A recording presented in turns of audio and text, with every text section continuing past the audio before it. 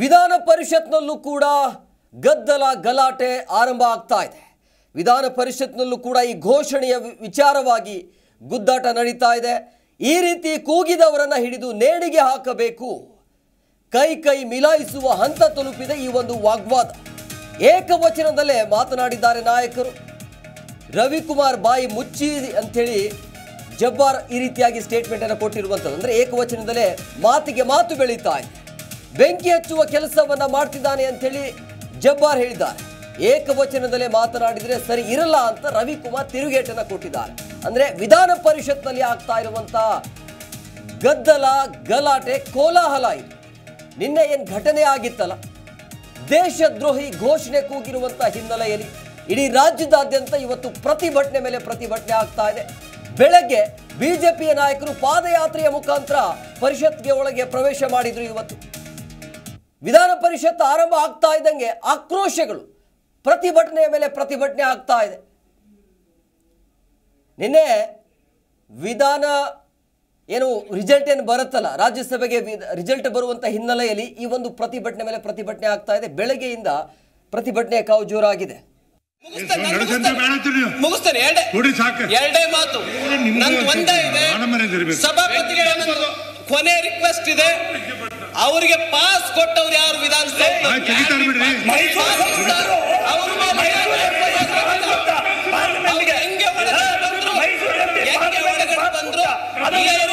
Support ಮಾಡ್ತಕ್ಕಂಥ ಅದನ್ನ ಹೇಳೋದಿಲ್ಲ ಇಲ್ಲಿ ಪಾಸ್ ಕೊಟ್ಟಿದೆ. ಹಾಗಾಗಿ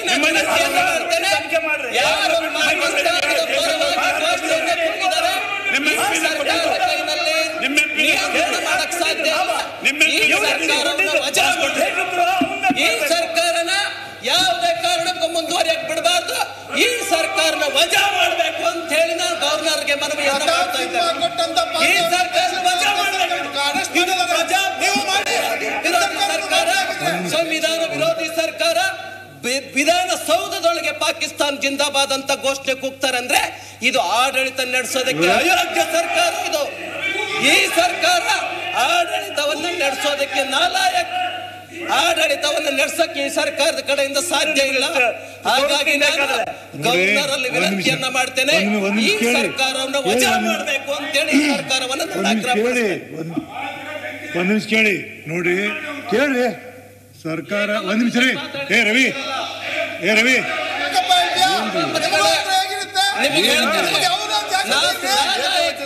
ಏಕವಚನದಲ್ಲಿ ಮಾತಾಡಿದ್ರೆ ಸರಿ ಇರಲ್ಲ.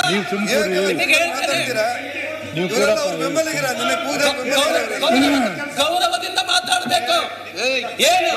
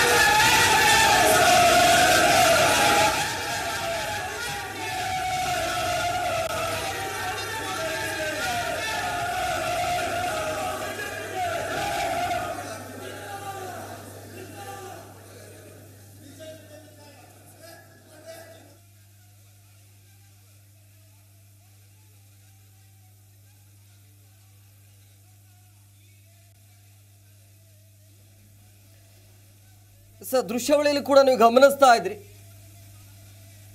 ವಿಧಾನ ಪರಿಷತ್ನಲ್ಲಿ ಯಾವ ರೀತಿಯಾಗಿ ಗಲಾಟೆ, ಗದ್ದಲ, ಕೋಲಾಹಲ ನಡೀತಾ ಇದೆ ಅನ್ನೋದನ್ನು ಕೂಡ ನೀವು ಗಮನಿಸ್ತಾ ಇದ್ರಿ. ಎರಡೂ ಕಡೆಯಿಂದ ಎರಡೂ ಪಕ್ಷದ ನಾಯಕರು ಏಕವಚನದಲ್ಲೇ ವಾಗ್ವಾದಕ್ಕೆ ಮುಂದಾಗಿದ್ದಾರೆ.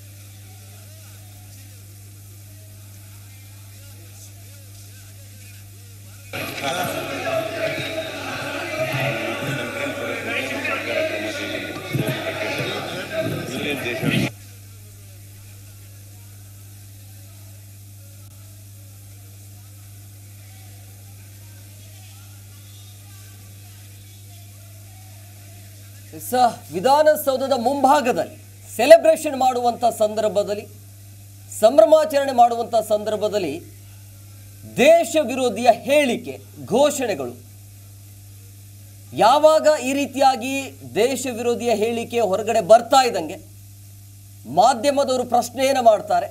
ಪ್ರಶ್ನೆ ಮಾಡುವಂಥ ಸಂದರ್ಭದಲ್ಲಿ ಅದನ್ನು ಚೆನ್ನಾಗಿ ಹ್ಯಾಂಡಲ್ ಮಾಡಬಹುದಾಗಿತ್ತು. ಆದರೆ ನಾಸಿರ್ ಹುಸೇನ್ ಅವರ ಬೇಜವಾಬ್ದಾರಿತನದ ಹೇಳಿಕೆಗೆ ಇದೆಲ್ಲ ಕಾರಣ ಆಗ್ತಾ ಇದೆ. ಅದೇ ಜಾಗದಲ್ಲಿ ಬೇರೆ ಯಾರೇ ಇದ್ರೂ ಕೂಡ ಆತನನ್ನು ಕಪಾಳಕ್ಕೆ ಬಾರಿಸಿ ಮೊದಲು ಅರೆಸ್ಟ್ ಮಾಡಿ ಅಂತ ಹೇಳ್ತಾ ಇದ್ರೆ ಇದೆಲ್ಲ ಸಮಸ್ಯೆ ಆಗ್ತಿರ್ಲಿಲ್ಲ. ಇವತ್ತು ಏಕವಚನದಲ್ಲೇ ಮಾತುಗಳು ಈಗ ಶುರು ಆಗ್ತಾ ಇದೆ. ಬೆಳಗ್ಗೆ ಪಾದಯಾತ್ರೆಯ ಮುಖಾಂತರ ವಿಧಾನ ಪರಿಷತ್ನಲ್ಲಿ ಪ್ರವೇಶ ಆಗಿದೆ ಬಿಜೆಪಿಯ ನಾಯಕರು. ಕಾರಣ ಏನು ಅಂತಂದ್ರೆ, ಇಷ್ಟೆಲ್ಲ ಆಗಿದ್ರೂ ಕೂಡ ಇದನ್ನ ತಿರುಚಲಾಗ್ತಾ ಇದೆ ಅಂತ ಹೇಳ್ತೀರಲ್ಲ, ಯಾವ ಮುಖವನ್ನು ಇಟ್ಕೊಂಡು ನೀವು ಹೇಳ್ತಾ ಇದ್ದೀರಿ ಅಂತೇಳಿ. ಅಂದರೆ ಆಡಿಯೋ ಅದೆಲ್ಲವೂ ಸುಳ್ಳ, ಆಡಿಯೋ ಆಗಿರ್ಬೋದು, ವಿಡಿಯೋ ಆಗಿರ್ಬೋದು, ಅಲ್ಲಿ ಜನ ಸೇರಿರೋರು ಅದೆಲ್ಲವೂ ಸುಳ್ಳ. ಅಂದರೆ ಮಾಧ್ಯಮದಲ್ಲಿ ಪ್ರಸಾರ ಆಗ್ತಾ ಇರೋದೆಲ್ಲವೂ ಸುಳ್ಳ. ಯಾರೇ ಇರಲಿ ತನಿಖೆ ಆಗತ್ತೆ ನೋಡೋಣ ಅಂತ ಹೇಳಿದ್ರೆ ಮುಗಿದೋಯ್ತು. ಅದನ್ನ ತಿರುಚುವಂತ ಕೆಲಸವನ್ನು ಮಾಡ್ತಾ ಇರೋದು ಯಾವುವು? ನೀವುಗಳು. ಯಾರು ಇಲ್ಲಿ ತಿರುಸ್ತಾ ಇಲ್ಲ, ಇರೋದನ್ನೇ ಹೇಳ್ತಾ ಇದ್ದಾರೆ. ಈ ರೀತಿಯಾಗಿ ದೇಶ ದ್ರೋಹದ ಹೇಳಿಕೆ ಬಂದಾಗ ನಿಮ್ಮ ಸ್ಟ್ಯಾಂಡ್ ಏನು? ಪಾಕಿಸ್ತಾನದ ಪರವಾಗಿ ಘೋಷಣೆ ಕೂಗುವಂತ ಸಂದರ್ಭದಲ್ಲಿ ಪಕ್ಕದಲ್ಲಿ ನೀವೇ ಇರ್ತೀರಿ, ಖುಷಿ ಪಡ್ತೀರಿ, ಜೈಕಾರ ಹಾಕ್ತೀರಿ. ಈಗ ಹೇಳ್ತಾ ಇದ್ದಾರೆ ಪಾಕಿಸ್ತಾನ ಪರ ಘೋಷಣೆ ಕೂಗಿಲ್ಲ, ತನಿಖೆ ಆಗಬೇಕಾಗತ್ತೆ, FSLಗೆ ವರದಿ ಹೋಗಿದೆ, ಅದು ತನಿಖೆ ಆಗಲಿ ಅಂತೇಳಿ. ಕೆಲವೊಬ್ಬರು ಹೇಳ್ತಾ ಇದ್ದಾರೆ, ಇದನ್ನು ಸಮರ್ಥಿಸಿಕೊಳ್ತಾ ಇದ್ದಾರೆ, ಅವರು ಆ ರೀತಿಯಾಗಿ ಕೂಗೇ ಇಲ್ಲ ಅಂತೇಳಿ.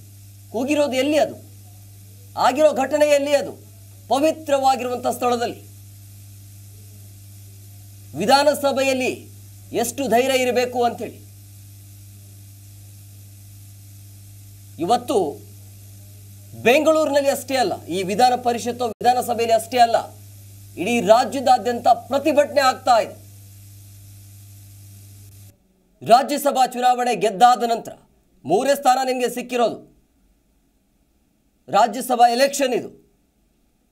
ಒಂದು ವೇಳೆ ಲೋಕಸಭಾ ಚುನಾವಣೆ ಗೆದ್ದಿದ್ರೆ ದೇಶವನ್ನೇ ಇಬ್ಬಾಗ ಮಾಡ್ತೀರಿ, ಒಡೆದಾಗ್ತೀರಿ. ಆ ರೀತಿಯ ಪ್ರಶ್ನೆಗಳು ಈಗ ಹುಟ್ಕೊಳ್ತಾ ಇದೆ. ಬಟ್ ನೀವು ಏನು ಸಂದೇಶ ಕೊಡಕ್ಕೆ ಹೋಗ್ತಾ ಇದ್ದೀರಿ ಅಂತೇಳಿ. ನಿಮ್ಮ ಇಷ್ಟಕ್ಕೆ ಅನುಗುಣವಾಗಿ ನೀವು ಕಡದಿಂದ ತೆಗೆದುಹಾಕಿದ್ದೀರಿ. ಮತ್ತೆ ಯಾರ ಮೇಲೂ ನಿರ್ಬಂಧ ಇರುವಂತಿಲ್ಲ. ಪಕ್ಷ ನಾಯಕರೇ, ಒಂದು ನಿಮಿಷ. ಸಭಾಧ್ಯಕ್ಷರೇ, ಈ ಸರ್ಕಾರವನ್ನ ಯಾರೋ ಕಾಂಜಿ ಪಿಂಜಿಗಳೆಲ್ಲ ಆರಿಸಿರ್ತಕ್ಕಂಥವ್ರು, ಈ ಸರ್ಕಾರನ 42% ಭಾಗದಷ್ಟು ಜನ ಆರಿಸಿ ಈ ಸರ್ಕಾರವನ್ನ ರಚನೆ ಮಾಡಿರ್ತಕ್ಕಂಥದ್ದು ಕಾಂಗ್ರೆಸ್ ಪಕ್ಷ. ಒಂದು ನಿಮಿಷ ಇರ್ರಿ,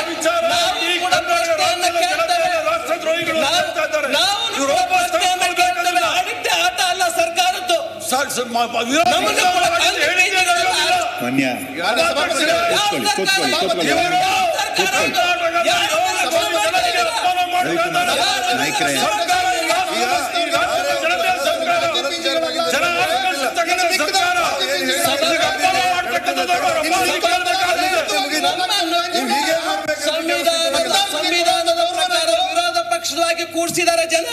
ನಮ್ಮನ್ನು ಕಾಂಜಿ ಪಿಂಜಿಗಳೆಲ್ಲ ಆರಿಸಿರೋದು. ನಮಗೂ ಕೂಡ ಜವಾಬ್ದಾರಿ ಇದೆ. ಏನ್ ಹೆಂಗ್ ಬೇಕಂಗೆ ಆಡಳಿತ ನಡೆಸೋದ? ವಿಧಾನಸೌಧದಲ್ಲಿ ಹೆಂಗೆ ಆದೇಶದ ಪರವಾಗಿ ಘೋಷಣೆಗೆ ಹೋಗಿದ್ದು ಅದಕ್ಕೆ ಉತ್ತರ ಕೊಡೋದು ಬಿಟ್ಟು ನನ್ನನ್ನು ಕ್ಷಮೆ ಕೇಳಿ. ಯಾರು ಅಪರಾಧಿ? ಕೂತ್ಕೊಳ್ಳಿ. ಯಾರು ಅಪರಾಧಿ? ಒಂದ್ ನಿಮಿಷ ಯಾರು? ಅದನ್ನು ಪತ್ತೆ ಮಾಡಿ ನಮ್ಮನ್ನ ಕ್ಷಮೆ ಕೇಳಿ. ಯಾಕೆ ಕ್ಷಮೆ ಕೇಳಬೇಕು? ಯಾರು ಅಪರಾಧಿಗಳನ್ನು ಹಿಡೀರಿ ಫಸ್ಟ್. ಅಪರಾಧಿಗಳನ್ನು ಹಿಡೀರಿ ಫಸ್ಟ್. ನೀವು ಮಾತಾಡ್ತಾ ಇದ್ರೆ ಏನ್ ಹೇಳ್ಬೇಕಾಗತ್ತೆ? ಪದೇ ಪದೇ ಅವ್ರು ಮಾತಾಡುವ ನಾವು ಮಾತಾಡಲಿಲ್ಲ.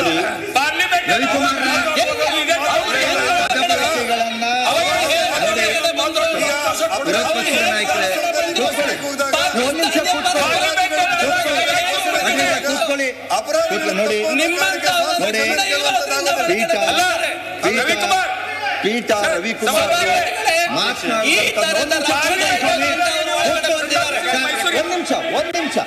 ಒಂದ್ ನಿಮಿಷ ಕೂತ್ಕೊಳ್ರಿ. ಕೂತ್ಕೊಳ್ರಿ. ಇಲ್ಲಿ ಪೀಠದ ಹತ್ರ ಮಾತಾಡಿ. ನೀವು ಮಾತಾಡ್ಬೇಕಾದ್ರೆ ನೀವು ನೇರವಾಗಿ ಮಾತನಾಡೋದಕ್ಕೆ ನೀವು ವಿಧಾನ ಪರಿಷತ್ನಲ್ಲಿ ಅವಕಾಶ ಇಲ್ಲ. ನೀವು ಪ್ರಥಮ ಒಂದ್ ನಿಮಿಷ ಕೂತ್ಕೊಳ್ಳಿ. ಫಸ್ಟು ನಿಯಮಗಳ ಪುಸ್ತಕಗಳನ್ನ ತಾವು ಓದ್ಕೊಳ್ಬೇಕಾಗುತ್ತೆ. ಇಲ್ಲಿ ಮಾತನಾಡ್ಬೇಕಾದ್ರೆ ನೀವು ನಿಯಮ ಪುಸ್ತಕಗಳನ್ನ ಓದ್ಕೊಳ್ಳದೆ ಏಕಾಏಕಿ ನಿಮ್ಗೆ ಮನಸೋ ಇಚ್ಛೆ ಮಾತನಾಡೋದಕ್ಕೆ ಈ ಸದನದಲ್ಲಿ ಅವಕಾಶಗಳು ಇಲ್ಲ. ಫಸ್ಟ್ ಪ್ರಾರಂಭಿಕವಾಗಿ ಓದ್ಕೊಳ್ಳಿ. ನೋಡಿ, ಈಗ ಮಾತನಾಡಿದಂಥ ಸಂದರ್ಭದಲ್ಲಿ ಪೀಠ ಏನು ಹೇಳಿದೆ, ಅವ್ರು ಮಾತನಾಡಿದಂಥ ಪದಗಳನ್ನ ಕಡತದಿಂದ ತೆಗಿಲಿಕ್ಕೆ ಹೇಳಿದೆ. ಈಗಾಗಲೇ ಆ ಕಡತದಿಂದ ಆ ಪದಗಳನ್ನ ತೆಗೆದಿದೆ. ಹಾಗಾಗಿ ಅದು ಕಡತದಲ್ಲಿ ಇಲ್ಲ. ಹಾಗಾಗಿ ದಯಮಾಡಿ ಇದನ್ನ ಇಲ್ಲಿಗೆ ಮುಗಿಸೋಣ. ಮುಗಿಸಿ ಇನ್ನೂ ಅನೇಕ ಕಾರ್ಯಕ್ರಮ ಇದೆ. ಹಾಗಾಗಿ ನೋಡಿ, ಮಧ್ಯದಲ್ಲಿ ಎದ್ದು ನಿಂತು ನೀವು ಮತ್ತೆ ಪೀಠ ಹೇಳಿದಾಗ ಮತ್ತೆ ಮಾತನಾಡ್ತಾ ಇದ್ರೆ ಇವತ್ತು ಇಡೀ ಇದೇ ವಿಚಾರದೊಳಗಡೆ ಸದನ ಮುಗಿದು ಹೋಗುತ್ತೆ. ಇವತ್ತು ತಮ್ಮ ಅನುಮತಿ ಕೇಳಿ ನಾನು ಮಾತಾಡ್ಲಿಕ್ಕೆ ಅವಕಾಶ ಕೇಳ್ತಾ ಇದ್ದೀನಿ. ನಾನು ಸಭಾಧ್ಯಕ್ಷತನು ಕೇಳಿದ್ದೆ, ನಿಮ್ಗೆ ಮಾತಾಡಕ್ಕೆ ಅವಕಾಶ ಕೊಡ್ತೀನಿ ಅಂತ ಹೇಳಿದ್ರು. ಅದರಿಂದ ಮಾತಾಡ್ತಾ ಇದ್ದೀನಿ. ಸದನದ ನಿಯಮ ಬಹಳ ಸ್ಪಷ್ಟವಾಗಿ ನನಗೆ ಗೊತ್ತಿದೆ. ಆದ್ರೆ ನೀವು ಕಡತದಿಂದ ತೆಗ್ದಿರ್ಬೋದು. ಅವ್ರದ್ದೇನು ಕಡತದಲ್ಲಿ ತೆಗೆದ್ರ ಅಥವಾ ಇತ್ತ? ಇದೆ ಅನ್ನುವ ಉದ್ದೇಶ ನೋಡಿ. ಒಂದು ಹರಿಪ್ರಸಾದ್ರೆ ನೀವು ತುಂಬಾ ಸೀನಿಯರ್ ಇದ್ದೀವಿ. ನಾನು ಹೇಳ್ತೀನಿ, ಯಾವತ್ತು ಕಡತದೊಳಗಡೆ ಏನು ವಿಚಾರಗಳು ಇರುತ್ತೆ, ಇದ್ದಂಥ ಸಂದರ್ಭಗಳಲ್ಲಿ ಅದನ್ನ ಕಡತಕ್ಕೆ ಸೇರಿಸಬೇಡಿ ಅಂತ ಪೀಠ ಹೇಳಿದಾಗ ಅದು ಕಡತದಲ್ಲಿ ಇರೋದಿಲ್ಲ. ಇಲ್ದಿದ್ರೆ ನೀವು ಮಾತನಾಡುವಂಥ ಪ್ರತಿಯೊಂದು ವಿಚಾರಗಳು ಕಡತಕ್ಕೆ ಹೋಗ್ತಾ ಇರುತ್ತೆ. ಅದು ಹೋಗಿರೋ ದಸೆಯಿಂದ ಅವ್ರು ಕೇಳಿದ್ಗೇನು ಅಂದ್ರೆ ಕಡತದಲ್ಲಿದೆ ಅಂತ. ಇದನ್ನ ಅವರು ಕಡತದಲ್ಲಿ ಇಲ್ಲ, ಕಡತಕ್ಕೆ ಹೋಗ್ಬೇಡಿ ಅನ್ನುವಂಥ ಮಾತನ್ನ ಹೇಳಿರೋ ದಸೆಯಿಂದ ಇದು ಅಲ್ಲಿಗೆ ಅಂತ್ಯ ಆಗ್ತದೆ, ಮುಗಿತದೆ. ನಿಯಮದ ಬಗ್ಗೆ ನನಗೆ ಜ್ಞಾನಾರ್ಜನೆ ಮಾಡಿದಕ್ಕೆ ತಮಗೆ ಧನ್ಯವಾದಗಳು. ಪ್ರಶ್ನೆ ಸಭಾಧ್ಯಕ್ಷರೇ, ಕಡತದಲ್ಲಿ ತೆಗೆದಿದ್ದಾರೆ, ಕಡತದಲ್ಲಿ ಇಲ್ಲ ಅನ್ನೋ ಪ್ರಶ್ನೆ ಅಲ್ಲ. ಈ ದೇಶಕ್ಕೆ ಸ್ವತಂತ್ರ ಹೋರಾಟ ಮಾಡಿದಂಥ 138 ವರ್ಷದ ಪಕ್ಷದ ಸರ್ಕಾರಕ್ಕೆ ನೀವು ರಾಷ್ಟ್ರದ್ರೋಹಿ ಅಂತ ಹೇಳಿದ್ರೆ ನಾವು ಸುಮ್ಮನೆ ಕೂತ್ಕೊಳ್ಳೋಕ್ಕಾಗುತ್ತೇನು? ಆದ್ರಿಂದ ದಯವಿಟ್ಟು ಅದ್ರ ಬಗ್ಗೆ ನನಗೂ ಅವಕಾಶ ಕೊಡಿ. ಅವ್ರದ್ದೇನು ಕಡತದಲ್ಲಿ ಇರ್ಲಿಲ್ಲ, ಅವ್ರು ವಾಪಸ್ ತಗೊಳ್ಳಿಲ್ವಾ? ಯಾಕಿರ್ಲಿಲ್ಲ? ಇದೇನು ಉದ್ದೇಶಕ್ಕೆ ಸಭಾಪತಿಗಳು ಇರ್ಲಿಲ್ಲ ಅಲ್ಲಿ. ಮೊನ್ನೆ ಸಭಾಧ್ಯಕ್ಷರೇ ನೋಡಿ, ಅದಕ್ಕೆ ಅವಕಾಶ ಕೊಡೋದಕ್ಕೆ ಈಗ ಎಲ್ಲ ಹೆಸರುಗಳು ಇದೆ, ಕೊಡ್ತೀನಿ. ಆದ್ರೆ ಸ್ವಲ್ಪ ಸದನದ ಒಳಗಡೆ ಗೌರವವನ್ನು ಎತ್ತಿಡಿಯುವಂತದ್ದಾಗಿ ಉತ್ತಮವಾದ ಚರ್ಚೆ ಮಾಡಿ.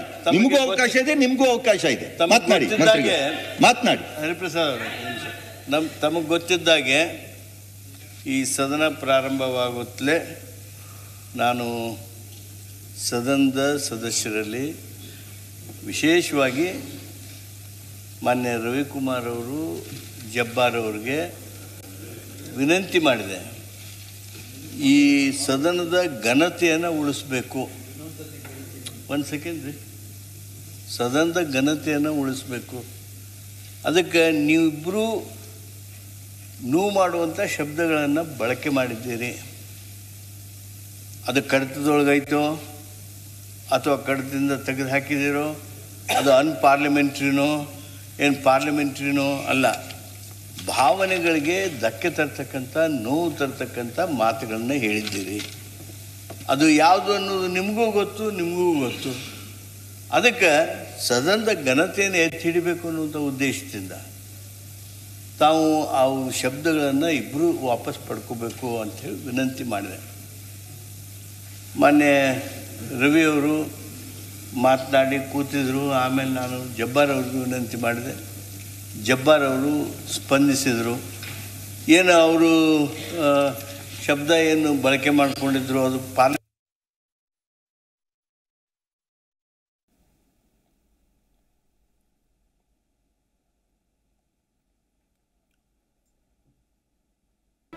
ಜಿ ಕನ್ನಡ ನ್ಯೂಸ್ ಈಗ ನಿಮ್ಮ ಮನೆಯಲ್ಲೇ ನೋಡಿ. ಎಲ್ಲ ಕೇಬಲ್ಗಳಲ್ಲಿ ಈಗ ಲಭ್ಯ. Sun Direct 292, Jio TV 1334, U Digital 162, City Cable 51, GTPL 17, Abhishek cables 821, Rockline telecommunication 51, Shri Basaveshwara number 60, Vinayaka digital number 53, in digital number 896ರಲ್ಲಿ ನಿಮ್ಮಿಸ್ತದ ಜಿ ಕನ್ನಡ ನ್ಯೂಸ್ ನೋಡಿ ಆನಂದಿಸಿ.